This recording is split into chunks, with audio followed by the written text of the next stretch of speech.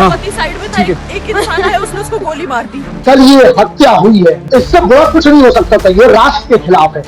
थोड़ा बताइए वहाँ पर मजाक उड़ा रहे हैं, उस बच्ची की एक बेटी बैठी हुई है, उसके पति को गोली मारी है, उसको कल इंटरनेट पे लोग लिख रहे हैं कि चिंता मत कर, उठ जाएगा। ये जोक बनाने वाले जो लोग हैं, ये सब गद्दार हैं। देख उधर लाशें देख कैसे है नीचे। हिंदुस्तान पे आंकड़े उठाएगा, भारत के एक भी आदमी को तुम छोड़ोगे, हम तुम्हारे घर में घुस के मारेंगे।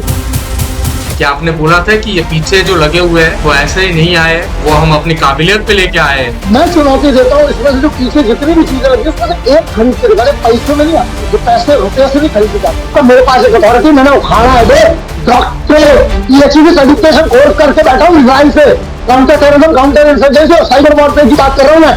बोला कि ये शायद मुस्लिम नहीं है, उसने उसको गोली मार दी। जाति पूछ के, धर्म पूछ के मारा गया हो, ये साइकोलॉजिकल वॉरफेयर है। या तो मैं धर्म की तरफ हूँ कि राष्ट्र की तरफ हूँ। यहाँ बड़ा सवाल ये मुझे पत्र दे दे सरकार, बीच में से टांग ऐसा रख के चीर दूंगा। इतने साल सीवी ट्रेनिंग की और सीवी ट्रेनिंग सिखाई है, परमिशन दे दो, गला काट के साले का हरामखोर का यहाँ पे बोरी में भर के ले आएंगे। या तो तुम देश बनते हो, गद्दारी दो ट्रेडिंग समझ में आती है मुझे। આજે ચર્ચા કરવી છે અનંતનાગના પહેલગામની અંદર થયેલા એ આતંકવાદી હુમલાના કારણે।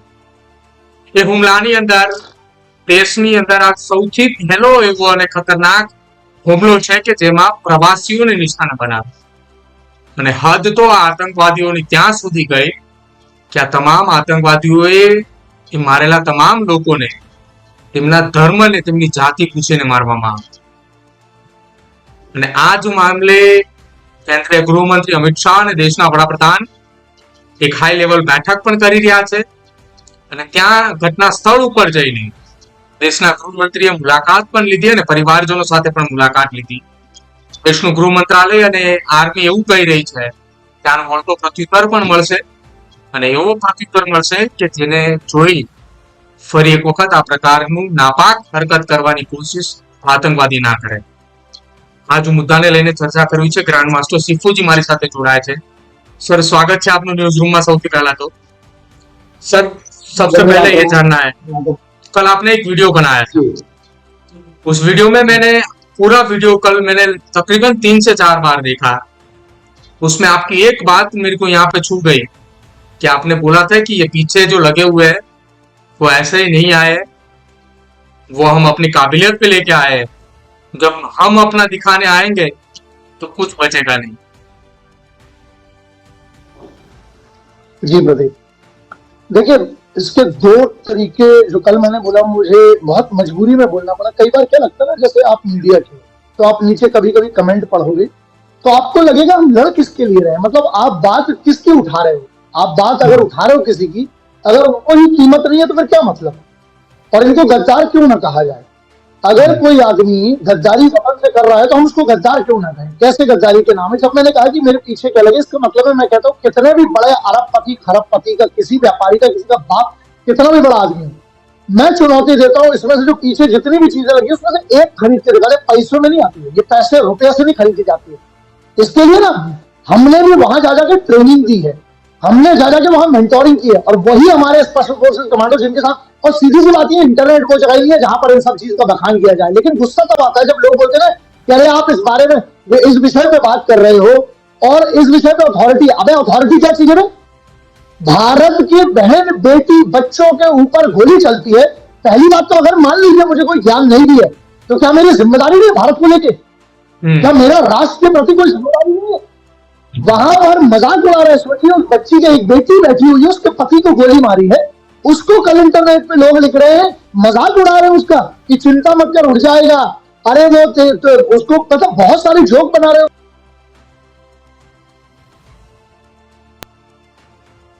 जी आपको आवाज आ रही? जी जी वाले जो है, ये जोक बनाने वाले जो लोग हैं, ये सब गद्दार हैं। अब यहां पर जब बात आती है कि एक बात बताइए आप, फरवरी में हम आज की बात करते हैं, आप पूरा इतिहास समझ लीजिए। हमें यह समझना पड़ेगा कि आज ये पूरा का पूरा जो हुआ है, क्या ये एक दिन का है? नहीं। जब मैंने आपने कहा कि आपको एक दिल में बात छोड़ी, एक बात बताइए, चलिए मैं आपको उदाहरण देता हूं। मैं चाहता हूं स्पेशल फोर्सेस के कमांडोज की मेंटोरिंग के लिए, मान लीजिए मैं उन क्षेत्रों में, बनी बात है, वो बॉम्बे में तो होगी नहीं, दिल्ली में तो होगी नहीं, मैक्सिमम किन एरिया में होती है जहां पर आप अपनी जान जोखिम में डाल रहे हैं। अच्छा, मैं तो फ्रीलांसर हूं ना, मैंने तो यूनिफॉर्म नहीं पहने, मैं तो कोई फौजी नहीं हूं, लेकिन मेरे राष्ट्र के प्रति धर्म है कि मैं अपने हिसाब से क्या कर सकता हूं, मैं अपनी जान जोखिम में डालता हूं। आपको क्या मजाक लगता है? वहां पर कल को कोई हमला होता है और जब वहां पर लोगों के साथ, वहां गोली थोड़ी लगेगी कि तुम सिविलियन हो, कि तुम कमांडो मेंटोर हो, कि कौन हो, तुम्हारी तो हत्या हो जाएगी उस समय। मैं अपनी जान, अच्छा मेरे पास एक स्टेटस है, मैं नहीं भी जाऊंगा तो क्या फर्क है? अच्छा मैं वीडियो ना बनाऊं, मान लो, आप बताओ ना कितने सारे देश में बैठे हुए जिनके करोड़ों फैन है, इन कमीनों ने बनाया, इन हरामखोरों ने कुछ भी कहा कल इंटरनेट पे? नहीं, क्यों? क्योंकि इनको पता है इनको सुरक्षा सरकार ने दी है फ्री में। इनके पास जो बॉडी गार्ड्स है, मतलब जिसको बोलते हैं पुलिस का व्यक्ति है या फौज का व्यक्ति है, जब यही कश्मीर जाते हैं तो वहां पर एसओजी इनको कवर देती है। क्यों? क्योंकि इनको अपना बड़ा व्यक्ति माना जाता है कि हमारे राष्ट्र की धरोहर है, हमारे राष्ट्र के इंपॉर्टेंट लोग हैं ये लोग। यही बात है ना, चाहे वो किसी भी पार्टी का आदमी जाए, उसको सुरक्षा देने वाली कौन सी होती है? एसओजी होती है, एसएजी होती है, वहां पर स्पेशल फोर्सेज होती है। एट द सेम टाइम उनको कवर देने वाली वहां की लोकल पुलिस की होती है। जब कल ये हत्या हुई है, मर्म इससे बुरा कुछ नहीं हो सकता था, ये राष्ट्र के खिलाफ है। तो जब हत्या होती है तो मेरी अथॉरिटी है नहीं है वो छोड़ो, ये जो कमीने कमेंट लिखते हैं, पहले ये बताओ इनने क्या किया राष्ट्र के लिए? ये मालूम कौन लोग हैं?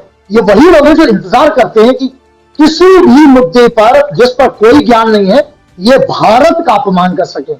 ध्यान रखिएगा, वहां एक बेटी, भारत की बेटी हो रही थी, वहां पर जो मृत्यु हुई है वो भारत है। भारत, मैंने पिछली बार भी आपको कहा था, भारत जमीन का टुकड़ा नहीं है, मां है हमारी।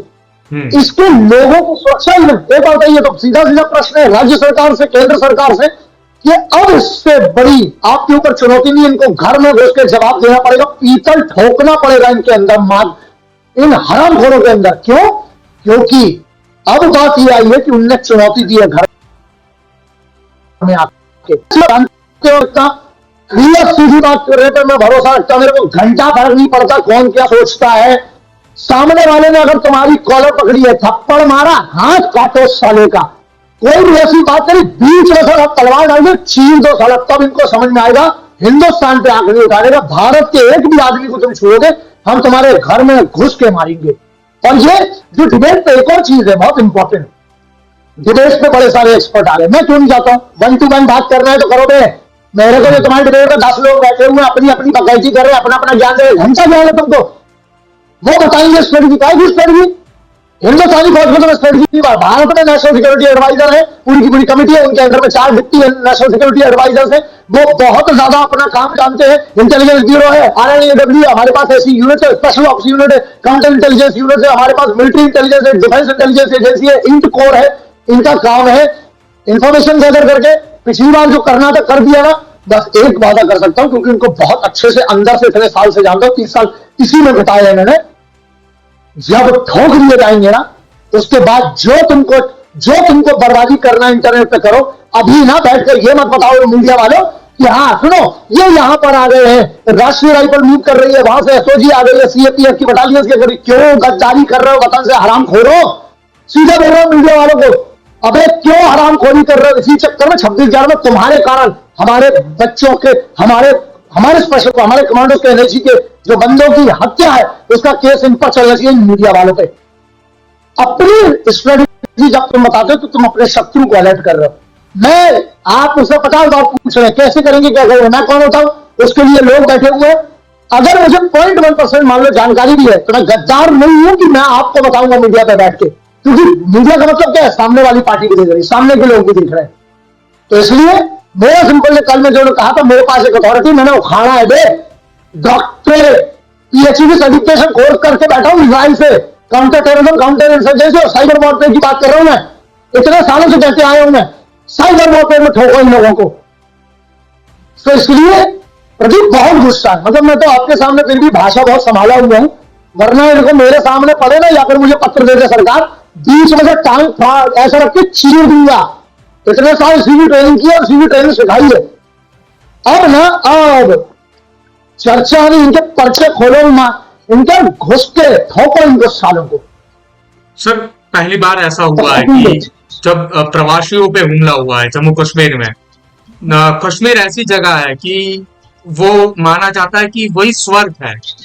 वहां एक बार जाके आओ तो देखो चलो कि दिल को सुकून मिलता है कि ये स्वर्ग है। उसी स्वर्ग में किसी को जाति पूछी जाती है, किसी को उनका धर्म पूछा जाता है। मैंने एक बहन का एक वीडियो मैंने देखा, मैंने वो सुना, मेरे आंख में से भी आंसू निकल आए कि उनके पति को ऐसा पूछा गया कि तू कौन है, तेरा नाम क्या है। वो बोला कि मेरा नाम यह है, मैं हिंदू हूँ। तो उसको वहीं पे ठोक दिया और उसको बोला, वो बहन ने भी बोला कि मुझे भी मार दो। तो उन्होंने लोगों ने उन्हें मारा नहीं और उनको बोला कि जाओ तुम्हारी सरकार को जाके बोल दो। सर ऐसा पहली बार हुआ है देश में, ऐसा हमला पहली बार हुआ। आपकी आवाज कट गई सर, ऐसा हमला पहली बार हुआ है कि जाति पूछ के, धर्म पूछ के मारा गया हो, और सिर्फ आदमियों को टारगेट किया है और औरतों को छोड़ दिया और बोला है कि जाओ तुम्हारी सरकार को जाके बोल दो तुम कि हमने मारा है।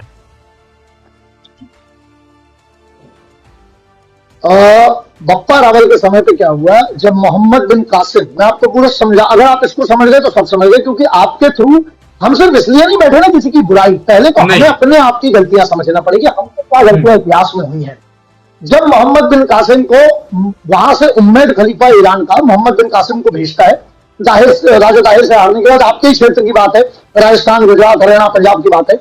उसके बाद जब मोहम्मद बिन कासिम आता है, उसका जो गवर्नर उस समय जो उनका सेनापति होता है, तो मोहम्मद बिन कासिम जब पहला हमला करता है, मैं बात कर रहा हूँ ये बहुत पहले की, मतलब ये 700 से 850 के बीच की आप समझ लीजिए, वहां पर जब हमला होता है तब पहला एग्जैक्टली सेम चीज मोहम्मद बिन कासिम करता है। सोच लीजिए ये चीज 1200 साल पहले करता है। पुरुषों को मारते हैं, कत्लेआम करते हैं, बोलते हैं या तो तुम इस्लाम कबूल करो, मतलब तुम्हें कत्ल कर देंगे। औरतों को उसका सेक्स स्लेव बना लिया जाता है, उनके सेनापतियों के पास छोड़ दिया जाता है। तो कुणों के साथ क्या हुआ, एक पूरी की पूरी एक हिस्टोरियंस की पूरी एक रिसर्च ये कहती है कि जब पृथ्वीराज चौहान साहब की श्रीमती जी का, आपको पता है क्यों हमारी माता पद्मिनी ने क्यों जौहर कर लिया, आप ये सोचिए ना, क्योंकि उनको पता था कि ये लाशें जो होती है ना, बलात्कार के बाद लाशों के साथ भी बलात्कार करते हैं। तो एक बात बताओ, जो अपने आप को मुगलों की औलाद मानते हैं, तो ये तो ऐसे ही होंगे ना, क्योंकि उनके बाप दादा हरामखोर थे, कमीने थे, उनने ऐसा किया है। मैं मुगलों की बात करूं जो अपने आप को ईरान का वंशज मानते हैं, जो मोहम्मद बिन कासिम के अपने आप को औलाद मानते हैं, उनके लिए बिल्कुल सीधा ही यही बात है। अब मैं आता हूं वर्तमान में, ये साइकोलॉजिकल वॉरफेयर है। कैसे साइकोलॉजिकल वॉरफेयर है, आपको थोड़ा सा समझाता हूं इसमें। देखो, मनसेरा, रावलाकोट, मुजफ्फराबाद, मनसेरा, रावलाकोट, मुजफ्फराबाद, बहावलापुर है करके, स्कार्दू करके जगह, तो इन सब जगहों पर क्या है कि ये ISI के, ये आज का नहीं है, यहां पर क्या है कि इनका जो चीफ है अभी, इसका क्या नाम है, नदीम अंजुम जो इनका लेफ्टिनेंट जनरल है, और मुनीर जो इनका चीफ है, ये भड़का रहे हैं। अच्छा, भड़का क्यों रहे हैं, क्यों साइकोलॉजिकल वॉरफेयर है, क्योंकि यदि इसकी बात ही नहीं होती, सोचिए वहां सोशल मीडिया, वहां वीडियो बनाए गए हैं, यहां पर तो डाउट ये भी है कि जो वीडियो बना के जो वायरल करे गए हैं, क्योंकि जो फैल्कन स्क्वाड है ना, जिसको लोग समझ नहीं पा रहे, TRF की एक फैल्कन स्क्वाड है, फैल्कन स्क्वाड जिसके लौंडे बताए जा रहे हैं, ये फैल्कन स्क्वाड सोशल मीडिया का ही यूज करती है, इसके लिए जाने जाते हैं। इसमें कुछ इनके हैकर्स हैं जो मुजफ्फराबाद के कोटली वाले बेल्ट से पूरा का पूरा बात करते हैं। सेम जो मोड ऑफ ऑपरेंडी जब जिसको बोलते हैं हलचल, ये मैक्सिमम हलचल जो होती है वो डार्क वेब पे होती है। इन लोग जो है वो ऑनलाइन और टार पे मिलते हैं, बेसिकली ये नॉर्मल एजेंसीज के रडार से इसलिए भाग रहे थे क्योंकि डार्क वेब का उपयोग करते हैं। मैं आपको साइकोलॉजिकल वॉरफेयर समझा रहा हूँ। सेम अगर आप बात करोगे, जैश ए मोहम्मद ने जब ये इसको फ्रंट को बनाया फैल्कन, उसकी एक छोटा सा हिस्सा है फैल्कन है। यहाँ पर जो सैफुद्दीन कसूरी, इन सबके कमीनों का जो मालिक है, वो मुजावरवाड़ा करके एक जगह है, मैं बता रहा हूँ आपको, इस पर बता रहा हूँ, मुजावरवाड़ा करके मुजफ्फराबाद में एक जगह है, वहां पर बैठता है, ये वहीं पर घूमता रहता है। परमिशन दे दो, गला काट के साले का हरामखोर का यहाँ पे बोरी में भर के ले आएंगे। सरकार को ना यही वाली परमिशन पॉलिसी पे काम करना पड़ेगा, क्योंकि ये आपके पास एक चुनौती है, आपको गला पकड़ लिया आपका, बहन बेटी बच्चियों पर। दूसरा, वहां पर गोलियां बच्चों को मारी गई। ये देखिए, एक रिपोर्ट यही कह रही है कि यहां पर जितना आप जान रहे हैं थोड़ा कुछ नहीं है। मैं बहुत सारी चीजें नहीं बोलना चाहता, क्योंकि बहुत सारी चीजें जो नेशनल सिक्योरिटी एक्ट और ऑफिशियल सीक्रेट्स एक्ट 1923 और नेशनल सिक्योरिटी एक्ट 1980 के बीच में तहत में बहुत क्लासिफाइड होती है। मुद्दा यह है, अब सब इल्जाम लगाने लगेंगे, ये सब करने लगे, तो साइकोलॉजिकल वॉरफेयर क्या होता है, अगर ये नहीं समझोगे आप, अच्छा मैं आऊं दो चार भड़कीले बातें करूं, राम राम हो गया, जय श्री राम, वंदे मातरम, भारत माता की जय, इंकलाब जिंदाबाद, सलाम वालेकुम कर दिया, वालेकुम अस्सलाम कर दिया लोगों से, और सब अपना अपना वो कर दिया कि हम सबके हैं सब। ना ना ना, यहाँ क्लियर रखो तुम किस तरफ हो, क्या तुम एक धर्म की तरफ हो कि राष्ट्र की तरफ हो। यहां बड़ा सवाल ये क्यों है, क्योंकि ये आज का नहीं है, इतने सालों से जब जब चलो महमूद गजनवी की बात करो, आप वहां से जो भी बात करो, तो पृथ्वीराज चौहान साहब 450 साल बाद जब पृथ्वीराज चौहान साहब के समय पे जब ये पूरे के पूरे आक्रांता आते हैं, same policy Akbar the great, घंटा द ग्रेट में काय का ग्रेट रे, बुठला 5 फुट 1 इंच का रैप्टा मारो गिर जाए पगला, ऐसा तुमने किताबों में लिख दिया। हमें इतिहास नहीं बताया गया। अगर बच्चे इतिहास पढ़े होते, लोग इतिहास पढ़े होते तो उनको समझ में आ जाए। एक बात हमको समझना पड़ेगी, सबसे ज्यादा ऐसी तैसी हुई है वहां के लोकल की। क्यों लोकल की ऐसी हुई है? इनके पास रोजी रोटी क्या है? कश्मीर के लोगों को रोजी रोटी अगर चलाना तो उनके पास टूरिज्म है। तो ये टारगेट क्यों किया जा रहा है? इसके पीछे बहुत बड़ा एक प्लान होता है। ये आज का नहीं है, इनका जो पिछला ISI चीफ था उसने उसका एक कॉल रिकॉर्ड डाक वक्त पे बहुत वो हो गया था, जब वो अपने लोगों को जिसको बोलते ना ट्रेन जिहाद का बीच में नाम चला था, जब ट्रेन के सामने सिलेंडर रख रहे थे, तो उस समय एक अख्तार लीड करके था और बशीर अहमद, इन दोनों का वार्तालाप है उसमें। उस ऑडियो में वो क्या कहता है कि हम इनको ऐसा मजबूर करेंगे, जो जम्मू कश्मीर के बच्चे, ये बागलापुर से रिकॉर्ड हुआ था कारगिल में, और वहां से फिर उसका जो लास्ट IP एड्रेस था वहां से वो आया था, मनसेरा की तरफ से जो आया था, जहां इनका ट्रेनिंग सेंटर है जहां पर वो है। तो वहां से जब वो आई, जब उसके बारे में पढ़ाई की, जब रिसर्च की उसकी, तो ये बात एग्जैक्टली उसने कब कही थी? पुलवामा में हुआ 14 फरवरी 2019 की बात है, करेक्ट? पुलवामा में जो हुआ, उसके बाद हम सितंबर की बात करते हैं, 18 सितंबर 2016 में हमारे क्या हुआ, जो जैसे मोहम्मद ने करवाया वो कौन सा था? स्ट्राइक का, जिसका हमने बदला लिया। एक का हमने बालूकोट में बदला लिया, दूसरे का हमने बदला कहां पर लिया? हमने लिया जब इनके घर पर उसके मारा हमने। अब यहां पर यह बात आती है कि उन लोग हर हमले के पहले 3 से 4 महीने पहले ये चालू हो जाता है इनका। ये क्या करेंगे कि अगर हमारे बंदों को जब रोजगार ही नहीं मिलेगा, जम्मू कश्मीर में 2-2.5 साल से ठीक की चीजें, अगर मान लो उन बच्चों को रोजगार ही नहीं मिलेगा तो एक बात बताइए क्या होगा? आप समझ पा रहे हैं इसको? वो क्या करेंगे, जब आज वो रोजी रोटी अपनी कमा पा रहा है, लेकिन अगर उसको रोजगार नहीं है तो ये भी बताएंगे जाके उनको, सुन भाई तुम ना पत्थर उठाओ, क्योंकि देखो सरकार तो तुम्हारे घरों में दिख रही है, तो क्यों ना घुस है। एक बार तो अभी तक खतरी क्यों नहीं है? इसमें एक ID का व्यक्ति है, नेवी के हमारे व्यक्ति। एक बार बताइए, उन पर्यटकों में से ये लोग हैं, ये इंटेलिजेंस कैसे लीक हुआ? अगर लोकल इसमें इन्वॉल्व नहीं है, वो जंगल से आते हैं साहब, जंगल में चले जाते हैं। एक बार तो ये बहुत सरल नहीं होता। हाँ, हमारी फोर्सेस करेगी, स्पेशल फोर्सेस करेगी, हमारी CAPF करेगी, सेंट्रल आर्म्ड पुलिस फोर्सेस करेगी, गृह मंत्री ने कहा है, रक्षा मंत्री ने कहा है, प्रधानमंत्री जी ने कहा है, सब ने कहा ये सब अंदर घुस के मारेंगे। इंटरनेट पे चर्चा करने वाली बात नहीं है, वो जब होना होगा तब होगा, बिल्कुल करेक्ट टाइम से होगा। और पिछली बार जितना हुआ उससे बड़ा होगा, उसके इनके पिछवाड़े में पीतल घुसेड़ेंगे सालों के, यही सोल्यूशन है। दहशत का है ये पूरा गेम। अगर आप दहशत पैदा नहीं करोगे, कोई भी हरामी साला हथियार उठाएगा और घुस के चला जाएगा। तो हमें कंट्रोल कहां पर करना है? हमें कंट्रोल करना सबसे पहले तो हमें टेक्नोलॉजी का उपयोग करना पड़ेगा। हमें बहुत सारी ऐसी चीजों पे जिससे हम कन्वेंशनल वॉरफेयर के लिए, मैं हमेशा से कहता हूं, मैं 10 साल से बात कर रहा हूं, साइबर वॉरफेयर पे हमको घुसना पड़ेगा। इसको हम लोग कहते हैं हाइब्रिड मॉडल बोलते हैं इसको। हमें ना ISI को एक्सपोर्ट करना पड़ेगा। हमें उनके घर में घुसकर क्या चर्चा कर रहे हैं वो करना पड़ेगा, वरना ये चलता रहेगा साहब। रही बात धर्म की, आप क्या बात कर रहे हो? इधर तो कमीने अपने ही लोग सर लड़े पड़े ना। तुम ब्राह्मण हो, तुम क्षत्रिय हो, तुम शूद्र हो, तुम बनिए हो, तुम गुजराती हो, तुम मराठी, तुम ये भाषा बोलो, तुम वो भाषा बोलो। हम तो आपस में लड़के अपनी खुद की ऐसी तैसी करवाए पड़े है ना। और तुम बटे रहे नहीं बोलो इधर क्या है? एक बार मरने वाले हो तो हैदराबाद के मुस्लिम भी है, तो ये कहां से ये कमीने जो बोल रहे हो इस्लाम की मिलने कैसे? अरे एक बार भाई, मैं किसी का ठेका नहीं लिया हूं। यहां पर मुद्दा ये है, मेरा एक और प्रश्न है, बहुत बड़ा है।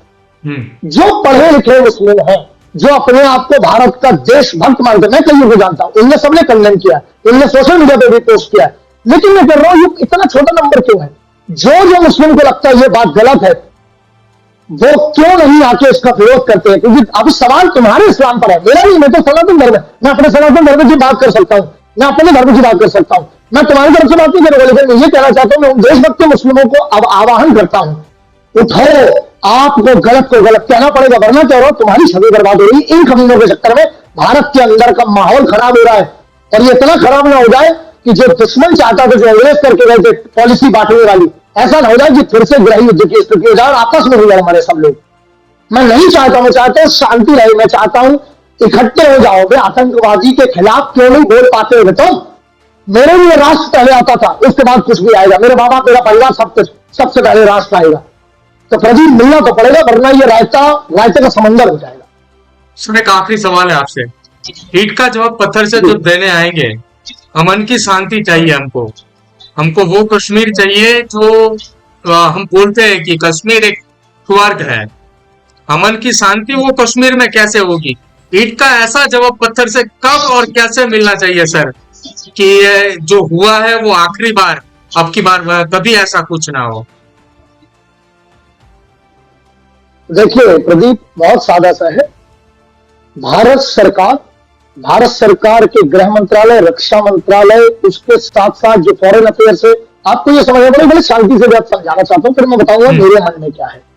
3 पॉइंट रखना चाहता हूं, 4 पॉइंट रखता हूं। पहला पॉइंट ये है कि डिप्लोमेटिक लेवल पर हमको समझना पड़ेगा डिप्लोमेटिक लेवल पे क्या होता है। इनको डिप्लोमेटिक लेवल पे खत्म करना चाहिए, पूरी दुनिया में इन पर बैन लगना जरूरी है, क्योंकि जब तक इनके लोग इसका समर्थन करते रहेंगे, हमें डिप्लोमेटिक लेवल पे काम करना पड़ेगा। दूसरा, हमें आइडेंटिफाई करना पड़ेगा कि पाकिस्तान को अपना बाप मानने वाले कौन लोग हैं। अभी जब ये मैच चल रहा था, भारत के ही कुछ भांड मीडिया वाले, भांड वर्ड के लिए दल्ले साले दल्ले, ये वहां पर जा रहे थे कि पाकिस्तान तो अपना भाई है, पाकिस्तान के तो लोग अच्छे हैं, ठीक है। ये सबको मिलकर इकट्ठा इनका भी बाइकआउट करना पड़ेगा। तीसरा, ये बॉलीवुड वाले, सेलिब्रिटी वाले, मैं भी हिस्सा हूं, मैं बहुत, मेरे परिवार से, मैं उन्हीं को परिवार मानता हूं जो मुझसे जय हिंद बोलते। मेरे लिए धर्म उतना मैटर नहीं करता, जो मुझसे जय हिंद कहता है, वंदे मातरम, इंकलाब जिंदाबाद, भारत माता की जय, मेरा परिवार, उसकी जात से मुझे कोई मतलब नहीं होता। या तो तुम देशभक्त हो, गद्दार, दो कैटेगरी समझ में आती है मुझे। तो मैं बॉलीवुड के लिए भी बात कर रहा हूं। अच्छा, बाहर के आर्टिस्ट आते हैं, अरे उससे क्या होगा, देखिए वो तो कलाकार है, कलाकार। अरे एक बात बताओ, क्रिकेटर सारे क्रिकेट खेल सकते हैं पाकिस्तान के साथ, बॉलीवुड वाले या कोई भी ये मूवी वाले उनके साथ कर सकते हैं, सिंगर आके गाना गा सकते हैं। तो फौजी की क्या दुश्मनी है? आर्म्ड फोर्सेस की, स्पेशल फोर्सेस की क्या दुश्मनी है? तो हमें सबसे पहले तो जो ये गद्दार भांड बड़ुए लोग है ना, इन सबको बाइकआउट करना पड़ेगा। तीसरा और चौथा पॉइंट मेरा बहुत सिंपल सा है, हमारी 1960 की एक ट्रीटी है, हमें सबसे पहले इनका पानी रोकना पड़ेगा। इंडस वैली का जो होता है, सीधे इनका पानी रोको, इनको मोहताज कर दो। जब तक ये सरकारें चुनती रही, कभी नहीं मानने वाले हैं। और ये हो गए मेरे 4 पॉइंट, ये हो गए डिप्लोमेटिक लेवल पे, स्ट्रेटेजिक लेवल पे। अब हम बात करते हैं सोल्यूशन। सबसे बेहतर सिर्फ 2 सोल्यूशन है। एक, एआई बेस्ड, हमें टेक्नोलॉजी बेस्ड सर्वेलेंस करके इनको घुसने के पहले ठोकना पड़ेगा। घुसने के बाद क्या तकलीफ हो जाती है। मुजफ्फराबाद इस पूरी की जड़ है। आप कोटली ले लीजिए, आप उसके बाद रावलाकोट ले लीजिए, मुजफ्फराबाद ले लीजिए, उसके बाद नलसेरा ले लीजिए, बहावलापुर ले लीजिए, स्कारजी ले लीजिए, ये जितने सेक्टर है, जितनी जगह है, इन सब पर हमें मॉनिटर करके सीधे स्ट्राइक, धाम धाम धाम। हमें समझ में नहीं आता, होली के लिए रखे क्या हमने, भारतीय सेना ने इतने खरीदा। सरकार जिस दिन चाहेगी मैं सब बोल रहा हूं, मुझे समझ में आ रहा है, क्योंकि पहले भी स्ट्राइक किए, कोई नई बात नहीं है। मैं कहता हूं कि इनको उसी लेवल पे, इनको ना पैदा होने के पहले मारो। मैं हमेशा कहता हूं, कई लोग कहेंगे कि इसमें ह्यूमन राइट्स आ जाएगा, क्या ह्यूमन राइट्स में? अब नहीं, भारत के अंदर ये जो भड़ुए बैठे हुए हैं, जो ये एनजीओ चलाते हैं, कुछ ऐसे जो बिल्कुल कैंडल लेके खड़े हो जाते जब आतंकवादी मरता था, अब क्यों नहीं जाग रहे ये लोग? तो हमें पहले देश के अंदर भीतर के गद्दारों को ढूंढना पड़ेगा। जब तक हम भीतर के गद्दारों को नहीं ढूंढेंगे, क्या होगा ना, बाहर का तो भी उससे सेनाएं लड़ लेंगी, भीतर आज क्या माहौल है।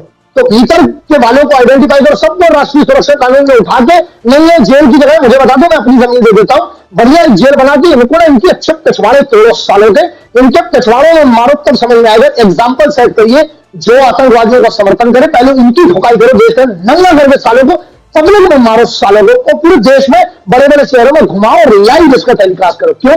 भय चाहिए कि या तो तुम भारत के साथ हो, या तुम भारत के जो दुश्मन है उनके साथ हो। एक बात हो गई, चाइना का पूरा एंगल समझना पड़ेगा हमें, क्योंकि इनके पास कैसे फंड। एग्जाम्पल के तौर पे अगर आप फोटो कॉल से देखेंगे तो जो हथियार की नॉलेज रखते हैं यूएस के वेपन है, तो क्या ये अफगानिस्तान के रास्ते आए, तालिबान के रास्ते आए हैं, या फिर उनको डायरेक्ट सप्लाई है, तो वो देखना पड़ेगा। आधे लोगों ने बोला कि उनका उपराष्ट्रपति यहाँ आधा घंटा, हमको कोई मतलब नहीं है कौन का उपराष्ट्रपति कहा है, हम अपने देश का देखें।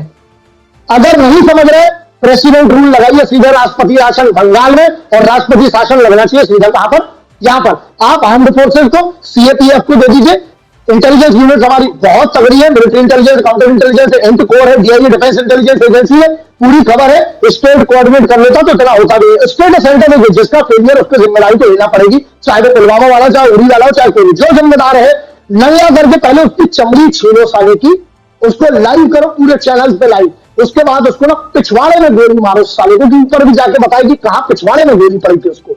ये है, और मेरा सॉल्यूशन सिर्फ इतना है, मान लीजिए भगवती ना चाहे कि कभी कोई सक्षम ना हो पाए, मैं आपकी तरफ सीधा बोलता हूं, सुनिए, मैं बोल रहा हूं, मुझे एक पत्र दे दो सरकार, मान लीजिए मुझे पत्र दे दो, भले उसके बाद मुझे बुला के फांसी लगा देना, मुझे घंटा फर्क नहीं पड़ता, शहीद आजम को मानने वाले, क्रांतिकारियों को मानने वाले, मुझे एक पत्र दे दो, एक छोटी सी टीम चुन लेता हूं, इनके जनरल का सर, इनके आईएसआई का सर और इनके जितने बैठे हुए आतंकवादी आका है ना, इनके घरों पर जो सर है वो हमारी अमानत है, जिस दिन चाहेंगे साला काट के ले आएंगे इनको, बस हमको दे दीजिए आप पत्र, हमारा परिवार सुरक्षित हो, हमारे परिवार को आप प्रोसिक्यूट ना करें, कोई ना हो, मैं जाके खुद इनका सालों का सर काट के लाने को तैयार हूं। और ऐसे बहुत सारे इस देश में पागल हैं जो अपने वतन को, इस मां को ना सबसे आगे मानते हैं, तो मैं तैयार हूं, लेकिन इसकी जरूरत भगवती से प्रार्थना करता हूं कभी ना पड़े। हमारी फोर्सेस कैपेबल थी, हैं और रहेंगी, इसका समाधान सिर्फ इतना है, छोटी मोटी स्ट्राइक मत करिए साहब, 4-5 एरिया सबको पता है, जिसको इस विषय का ज्ञान है ना, जो जियोपॉलिटिक्स समझते हो, जिनको काउंटर टेररिज्म, काउंटर इंसर्जेंसी समझ में, पूरा मुजफ्फराबाद वाला बेल्ट, और मैं कहता हूं पहले तो मुजफ्फराबाद लो, झंडा गाड़ो, उसके बाद ना सीधे इनके घर में घुस के मारो। मुझे नहीं चाहिए अखंड भारत, में सीधा बोल रहा हूं, कई लोगों को उसमें चीटा काटेगा, अब अखंड भारत ले लोगे तो ये कमीने भी तो अंदर आ जाएंगे, क्यों चाहिए तुम्हें, ये अपने मरो साले, तुमको जो कर रहे हैं इनको ना भूखा नंगा इंटरनेशनल लेवल पे करो, इनके पिछवाड़े तोड़ो और पूरा टेक्नोलॉजी का उपयोग करते हुए इनको घुसने के पहले मारो। मेरी कोई मदद है, मैं जो आपको इजराइल से चाहिए, जो यूएस से, जो as a civilian transfer of technology बोलते हैं, मैं जो चाहिए आपको वो लाके दूंगा, मैं उसी के लिए बैठा हूं, मेरी एजेंसी उसी का काम करते हैं, जो टेक्नोलॉजी से लेकर हमारा गुरु है, हम जिंदगी में झुकते उठते नहीं है ना, हमको जाके उधर पे कहना कि तुम्हारा शेयर इतना तस्वीर है, बोले में क्या चाहिए, 1 रुपए का फायदा नहीं चाहिए, सीधा आपको डायरेक्ट लोगों से मिलवा सकते हो, वो ऑप्स यूनिट जो आपकी मदद कर सकती है, जिनने अभी किया बड़े बड़े ऑपरेशन किए इजराइल में, यूएस में। लेकिन साहब पूरा गेम क्या है, हमने अपनी तरफ से जो कर सकते हैं, हर बार निदान देता हूं, समाधान देता हूं, सिर्फ समस्या पे बात मत करो, सब बैठ के क्या कर रहे हैं, डिबेट में बकैती कर रहे हैं, वो ये बता रहे हैं कि सरकार को करने से है, सरकार के पास एक्सपर्ट्स हैं, पढ़े लिखे लोग हैं, स्ट्रेटेजिस्ट हैं, उनको उनका काम कर रहे हैं, तो बस इंटरनेट पे कुछ ऐसा लीक मत करो जिससे शत्रु देश को फायदा हो जाए, और जो ऐसा करता है इसको डिबेट से मारते हुए लाओ साले को बाहर, इसको भी कूटो कमेंट को, ये भी गद्दार है। ऐसी कोई भी जानकारी जो दुश्मन के काम की है इस समय पे, उसको गद्दार की कैटेगरी में रखो, कानून के तहत उसको सर्वोच्च सजा देना पड़ेगी। और कभी मेरी जरूरत हो राष्ट्र के लिए, हमेशा से कहता हूं, आज भी कह रहा हूं, सीधे बोलो, आईएसआई चीफ जैसे ही उनका बने, गला काटो साले का, बोरे में भर के लाओ, जैसी चीज बने काटो। मुझे इस बात से दुख है ना कि हम आपस में लड़े पड़े हैं, मुझे सबसे बड़ा दुख, अंदर के दुश्मनों को आप नहीं धोगे ना प्रदीप, हम बर्बाद हो जाएंगे। चाहे मुगल आए तो हम बर्बाद हुए, क्योंकि हम आपस में भिड़ गए, अंग्रेजों ने पॉलिसी बनाई, हम आपस में लड़ गए, तुम बड़े हो, तुम नीचे हो, तुम नीचे जाते हो, तुम ये हो, तुम यार, तुम्हारी भाषा है, तुम्हारा पहनावा है, तुम्हारा रंग भी है। अबे कमीनो, एक बार मिलके तो देखो यार, भारत ऐसा नहीं है कि किसी की हिम्मत हो जाए, साला बख्तर रावल साहब को देखो, महाराणा सांगा जैसे लोगों को देखो, यहाँ छत्रपति शिवाजी महाराज जैसों को देखो, वहां पर चोला एम्पायर देखो, पांड्या एम्पायर देखो, नीचे से सोचो, कितनी चंद्रमा जैसे को देखो, रानी दुर्गावती जैसे को देखो, लक्ष्मीबाई जैसे को देखो, घसीट के मारा था इनको। क्यों? क्योंकि वो संगठित थे, लेकिन हमेशा दगा करने वाले अपने ही भांड भड़ुए गद्दार थे। आपको आइडेंटिफाई करना पड़ेगा प्रदीप, एक्सपोज करना पड़ेगा, उनको ठोकाई करना पड़ेगी सालों को। मेरी कभी भी जरूरत जब भी पड़ेगी, था, हूं और रहूंगा। कुल सर, शुक्रिया हमारे साथ जुड़ने के लिए और सभी लोगों से बात करने के लिए, हमारे दर्शकों के साथ बात करने के लिए। जय हिंद सर, वंदे मातरम। जय हिंद, वंदे मातरम, इंकलाब जिंदाबाद, भारत माता की जय। તો ગ્રાન્ડ માસ્ટર શિફુજી આપણી સાથે જોડાયા હતા, તેમને કહ્યું કે તેમની પાસે તેમને એક પત્ર આપવામાં આવે તે તૈયાર છે અને તમામ એ આતંકવાદીઓના સર કાપવા માટે, ધરતી અલગ કરવા માટેની પણ તેમની તૈયારી છે।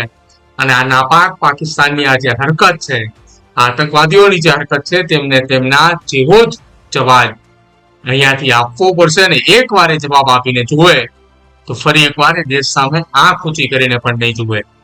અને દેશની અંદર જે કંઈ પણ ઘટનાઓ બની રહી છે, તે ઘટનાના નિયંત્રણ કેવી રીતે લાવવા તેને લઈને પણ તેમને વાતચીત કરી છે। તમારું શું માનવું છે આખી આ વાતચીતને લઈને ખાસ અમારા કમેન્ટ સેક્શનમાં જરૂર જણાવજો।